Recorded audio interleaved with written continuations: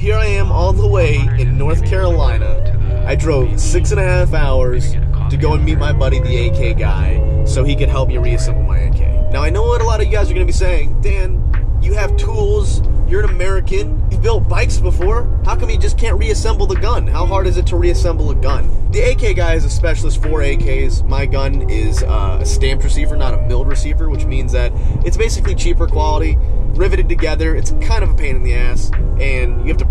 The barrel had to be pressed out. I don't have a barrel press, and there's a lot more to it. Like, he specializes in this kind of stuff, and I know he can get the gun back together without completely fucking it up like I would. And I trust him way more than I trust myself. It's not like an AR-15, you know? Like, AR-15s are like Legos. You can put them together blindfolded. I'll go into more detail on how you can build one of these guns yourself and how you can get one, and exactly every process that I went through to do this in a different video. This is just me reassembling the AK, so as soon as I get to his shop, I will kind of go over some of that then. I made it with Brandon. He's the AK guy. You guys have seen him on all types of shit. He's been in some of my videos, the big shootout. Yeah, with the rugged suppressors. You haven't come to see me in a while though, and it's starting to hurt my feelings though. Well, he was the one without the shirt, and he was like, "Oh fuck yeah, America!" Back when I was fat too. We both got in better shape since then. He got in better shape since then. Here's the reason why I'm here. He is the AK specialist. That's all he does. AK-47s, AK-74s, AK. That's what this is a PAP-85. So he's gonna do that one. I'm sure he's done something like that before. But he's got all the tools. He knows how to do all this shit, like stuff that I didn't know how to do. I know enough to be dangerous. Illegal, and he also is the creator of the AK-50, which isn't out yet. It's only been in production for about 10 years? 10 years? Oh, yeah. We'll go touch it. He also has a couple machine guns we're gonna dick around with, but basically he's the dude to go to. I'll get into detail in a second about him and how to do the whole AK thing. Actually, I'll probably do that in a different video where I talk about how you can get your own gold AK and why he's important for that. So we got all the little gold AK parts from Titanium Gun. They were nice enough. Titanium Gun's the same people who do all the stuff for Desert Eagle, the Magnum Research. Nice. Yeah, so. Hell yeah. You just got AKs in. You get it. This corner looks suspicious. Yeah, this is kind of. This is like watch list corner. See, we do videos too, and so that, like, I feel like I should know better than constantly doing shit like that. The hard part is when you're like so selfish and greedy like me, and it's just like, I want to do this now. I don't want to record this. There you go. Okay, so it's backed up. Dust cover, and they're greased too. Nice. Yeah, I actually told him that because of the humidity here. That is fucking gold. That's like gold. Because of the humidity here, we were worried about rust. So. Yeah. It's like African Prince gold. Like, you'd use this to shoot an elephant or a giraffe. Bring me the gun of Rambo. You know. We're going to be pressing these back into your barrel assembly. See, okay, I think that's the hinge up top. All of your European viewers have to be like, what the fuck? They just leave machine guns laying around. Oh, dude, like this stuff is, like, to see guns like this laying around, I bet people freak out. This right here is your bolt. This is actually what fires around. Firing pin goes in the back there. I can't believe they gold the bolt. I didn't want them to. But I think it looks cool. I'm kind of surprised they did. You can't even really see it when you fire it, so that's interesting. Ah, that's another thing people don't know, that this gun is 100% functional. Because it's not actual gold. People think that it's actual gold. It's not actual gold. This is called titanium nitride or tin coating. The firing pin goes in the back of the bolt. Put that together later. Extractor, that goes with the bolt. This is your disconnector, which goes with the trigger here. Hammer. 2-axis pins, that goes to the fire control group. That's your selector, fire control group. I'm shocked the hell they gold plated that too. That's your pistol grip nut. It's so unnecessary. Because all of that is going to be hidden. And that is your pin. Your barrel and your gas tube, I'm assuming? Yes. Wait, no, gas tube's right there. This is what's called a populated barrel. Let me go ahead and pull it out of the wrapping. Why it's called a populated barrel is because it's not just a raw barrel with no parts on it. As soon as you install the front sight block and the rear sight block and everything on it, it becomes a populated barrel. So this right here, on an AK, the proper way to do it is to pin the parts to the barrel. You actually drill a hole through it and put a little pin in there so it doesn't move. And so I punched out the pins before this was coated, so now we just have to punch these pins back in to secure them. So that's the next step. Oh my god, you have a claymore? I do have a claymore. I want a claymore so fucking bad. Pull it off the wall. That's a trap. Don't see the red lasers though, you'll be fine. Oh yeah, Call of Duty, you're right. That's the actual shrapnel in the back. That's what it's full with, like fucking coins and bottle caps? My understanding, all those little just gears and shit like that, just sheet metal. And that normally, this is a practice one, so it doesn't have the explosives in the front here, or the back rather. So the explosion happens here, there's a back panel, and it just forces out all these little gears and sheet metal sprockets or whatever the hell out toward the enemy. That is so fucking cool. I found that at a fucking foreclosure in Fayetteville. I went ahead and got a booster. Because I actually plan on SBRing this and do like a crink-off knockoff. Fuck yeah. So when I want to, how hard is it to install a side-folding stock on this bitch? Oh, that's going to be a pain in the ass. So explain to me, I mean to the idiots of YouTube, totally not to me, because I totally know what this is for. You know what you're talking about. I know exactly what this is for. But what is a booster for? So a booster does exactly what it says. What this is up to about here, well, here's threads, and up to about here is just an expansion chamber for gases, where it allows, because cranks usually have short barrels, so that doesn't quite get enough back pressure, so it allows it to have more of a powder burn, and creates more back pressure so that the gun can cycle reliably. Sweet. You could start one of those hydraulic press channels, except it would be a lot longer videos. Yeah, because it's manual. Fucking jerking it over here. It's supposed to be scratch resistant, according to Dan, so... No. No, according to Dan. It's supposed to be more resistant to scratches than like other stuff is. These were tight as fuck to get out, and on top of that, now we have a coating on top of it, so... I mean, it'll be good. I love when you talk dirty to me like that. Do you think you should have like lubricated it first, or like spit on it or something? Oh, I spit on it. Okay, cool. For those of Dan's followers who are interested in learning things, on the AK, the barrel is pressed and pinned, meaning that this is actually a pressing surface. This goes into the barrel like so, and we take the hydraulic press it in until it's tight with head spacing, so the bolt locks up and everything, and there's no free play, and then it's pinned through the side. So that's different than an AR-15 and stuff like that, where you screw in the barrel and everything. This is man shit. Yeah, the AK is more blacksmithing than gunsmithing, which I fucking love it. Plug it in, like a Glade plug-in. Except this won't make you think you got a home invader at 3 a.m. You can take care of the home invader at 3 a.m. Jesus Christ.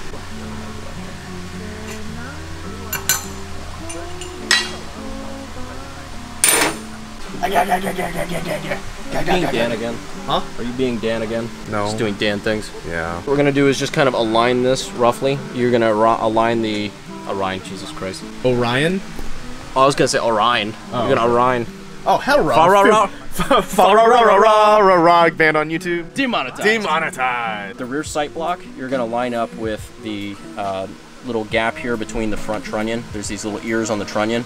Gonna line that up to where it's pretty much straight, even gap on both sides, and then we're just gonna press this sucker in. Okay. So this is a 12-ton press? Yes. Neato. Usually either some white lithium grease or KY works just fine. And your gun smells really sexy when it gets hot. Now, this is erotic. Is it? Yeah. You getting turned on over there? Uh-oh. Maybe a lot. Yeah, that way we don't have anything crazy happen on the end up there, especially now that it's all pretty and gold plated. Now we're just making sure it doesn't twist. Oh, dude, it's gonna mate. There you go. Is it lined up? Although I'm not super happy with how much that's twisted left. Let me show you what I'm talking about. So yeah. It's just twisted a little too far left. Oh, I see. So now we gotta redo it. Well, no, I didn't press it all the way in. I just started it. I started it and saw that it... Yeah, it's too far in there, so... So now you just gotta press the barrel out a little bit, readjust it, and then press it back in. Yep. That's a cool tool you got there, man. Yep, this is a Forbis barrel push-out tool. Rob Forbis is a cool dude. He makes a lot of cool shit. Just barely legal... I mean, height. Yeah, there you go. Barely legal barrels. I've seen your search history. Thankfully, what I've been told is that tin coating is a little bit stronger than other coatings, so it's a little bit more scratch resistant. Brandon's being very careful. I could say the fuck word on your channel, right? No, this is a Christian Minecraft YouTube channel. Don't say the fuck word. Well, demonetized. Like there's an unlimited amount of things that I can fuck up. Guns. I wrapped a Corvette around a pole one time. I crashed a motorcycle. I looped out a motorcycle once. I drop my DRZ all the time. I've ruined numerous relationships, not even just mine. You name it, Brandon. I can do it.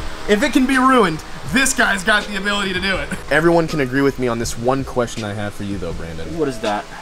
How do you make your hair so perfect?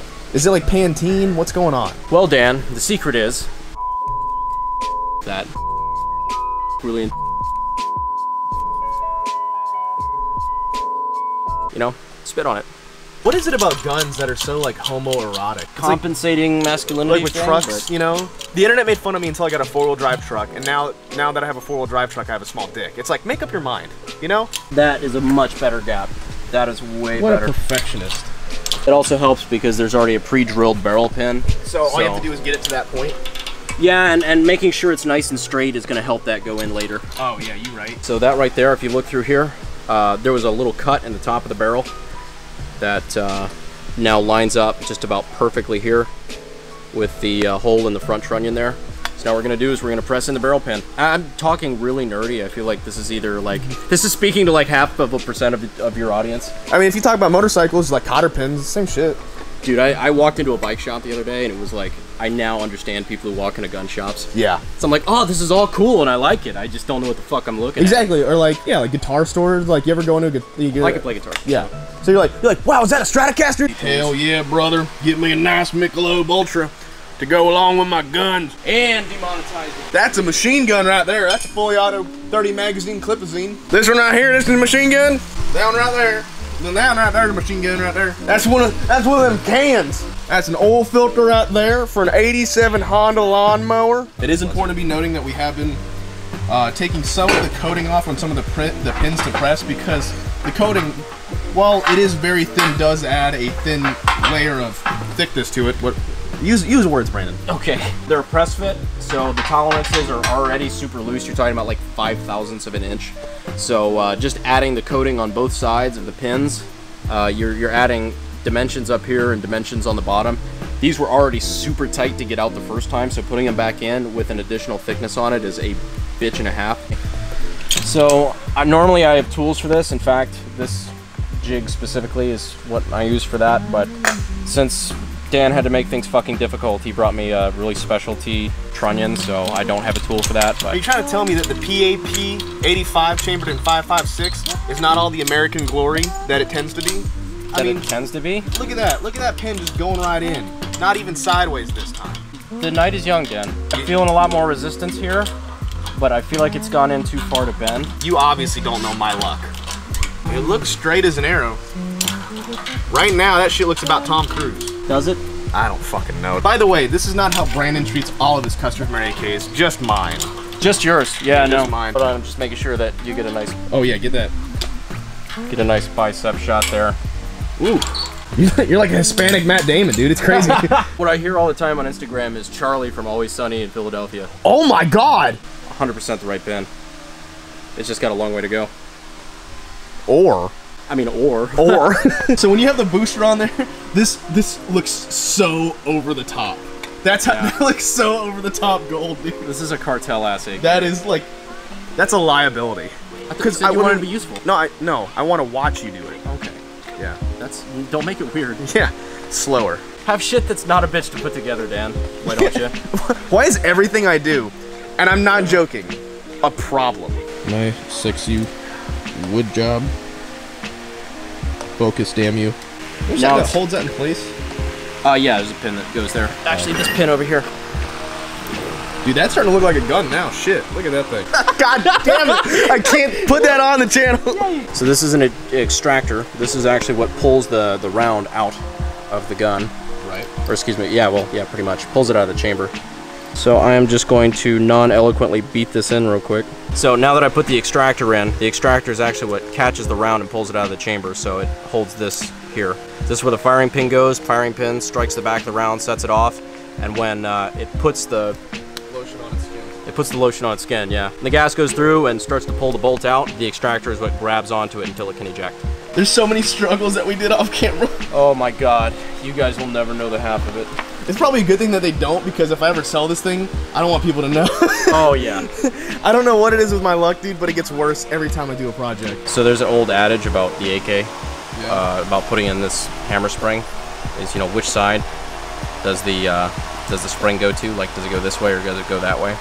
And the answer is, when you wind it up, whichever way, if the spring let loose hurts the worst, that's the way it has to go. Seriously, that's actually how I fucked up my thumb earlier. Make it full auto, Brandon. I am way too pretty for prison. Normally what happens to me is these will go one side or the other, and I'm gonna flip them off in a second so you can see exactly how fast and painful that looks like. They flip off and grab you in the thumb, like right there. So I'm gonna get this shit done as fast as I can so I can get out of the line of fire. And those are sharp metal coils. So they basically instantly pierce the skin. Oh man, look how good that glides now. I mean, you had to say something. I had to say some shit, didn't I? Fuck it! God, this does make you feel like El Chapo. It's the first time I held it together. Yeah.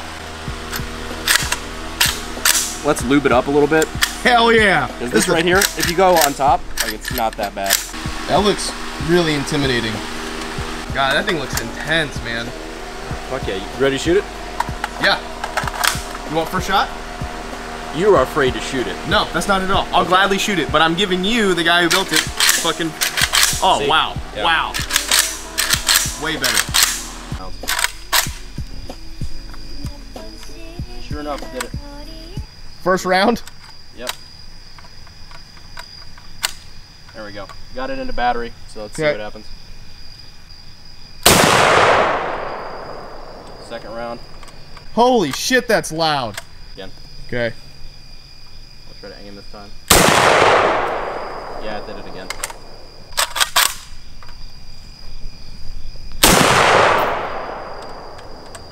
Yeah, we gotta take that one out. All right, so the cam lug itself keeps marring and kind of causing failures. We think that maybe the heat treatment process of the tin coating softened the metal up a little bit, so we've marred it down just a little bit more. Gonna fire it a couple more times, and if that fixes it, and then it keeps jamming again after that, I'm assuming that the metal's gone bad. I was assuming it was just shitty heat-treated parts, but you said that you had shot this like 1,000 rounds. Never had an issue with it before today. So, I mean, we really haven't put this through much stress at all, and you can already see the cam lug and everything. We'll pull it back out and show you, but I mean, it's deformed pretty hard, so. Put in a battery. Put in a battery. Put in a battery. Put in a battery. I flinched. You did flinch. That seems to have fixed the problem. So Dan, you want to run some rounds? Fuck yeah, I want to run some rounds. Autofocus and all? Yep.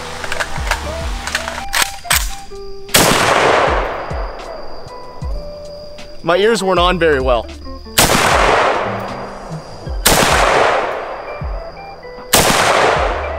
This thing's so fucking loud, dude.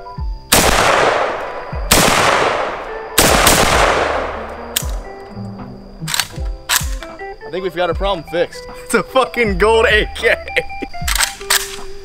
Dumping it.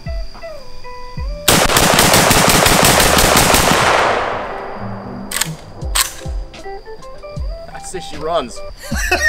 Am I a drug lord yet? Yeah, no. This Okay, comes cool. with this comes with your own fucking cartel. Fuck yes. And real quick before I go, Brand's gonna let me run the machine gun. So this here is a AKG 47 that we sell that we converted to full auto, and now Dan is going to run 30 rounds out of it.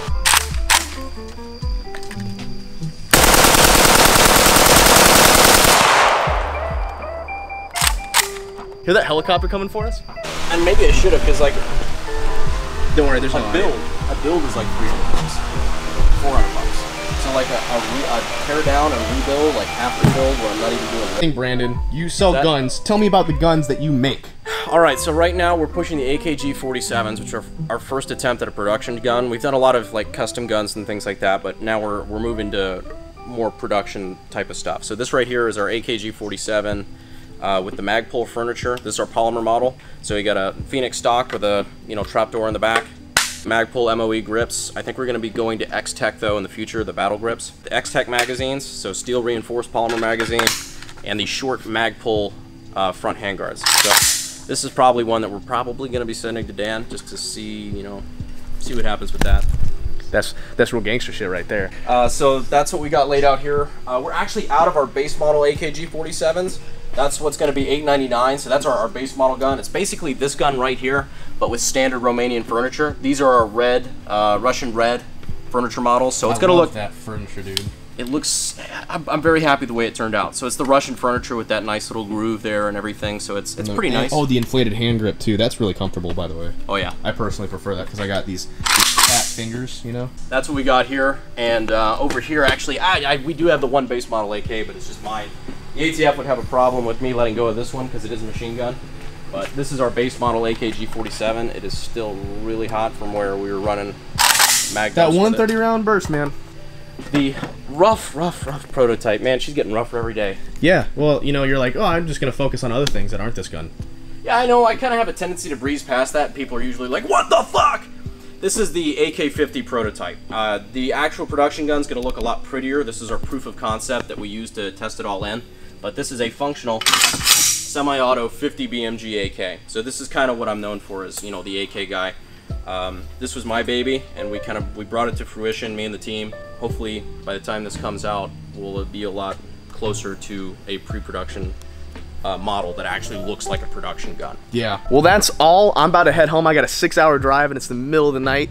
Brandon doesn't want me to stay here, so I have to leave. He's kicking me out. Yeah, you're a terrible house guest. I am. Last time I pissed on the couch. What I'm going to do is I'm going to put all of his information, his YouTube channel, how to contact him for products and stuff like that. I'm going to put all that information in the description below, because he's gonna text that to me when I get home, aren't you? Oh, yeah. And I promise I won't forget. Yeah, you will, because it'll be 4 a.m. when I get home. So you can text me tomorrow when I wake up and remind you. But if you need to get a hold of any of his stuff or whatever, see how to transfer to like an FFL near you, all that will be in the description, right? Like, that's pretty much stuff I can link. Yeah, absolutely. And Dan, I appreciate it. Oh, really of course, buddy. Yeah, because we're such good friends. And there she is. I've been struggling really hard to get my camera settings or whatnot to kind of show off the color of this gun. I think I got it pretty close. It's actually really hard for this camera to pick up gold, and this thing is still so freaking dirty. I really need to sit down and polish it. It's covered in fingerprints and dirt and whatnot, but it's just such an amazing looking gun. In my next video about this gun, I will go into a detail into how to get one of these, everything you need to know about this, what the processes I took to get this, and like the legalities and how it functions and whatnot, how much it cost, and who you need to talk to get something like this. But as for the coloring or the actual gold, it looks amazing. I cannot tell you guys how incredible this thing looks in person versus it does on camera. The camera just can't seem to pick it up right. I had to change my white balance a lot. Special thanks to Brandon, who helped me assemble this, and a huge thanks to Titanium Gun for getting this. This was an experiment for them. They've never really done a full AK like this, and I'm really happy to have been the first. And I'll link all of their stuff in the description too, but I'll be talking a lot more about them when I go over how to get something like this and have it functional. That's the big thing. You can't just gold plate one of these and then shoot it. It doesn't work. I really appreciate, like I said, everything. Oh gosh, it's covered in so many fingerprints and shit, but that's how it's gonna be. I also explain why I got 5.56, specifically because I like the way the fireball is on this, and it's different. There's nobody who has a gold 5.56 AK, as far as I could tell. And, there'll be a couple of cool videos and shit with this thing, man. I think we're gonna really do some cool shit with this. If you like the gold AK, leave a like, I guess.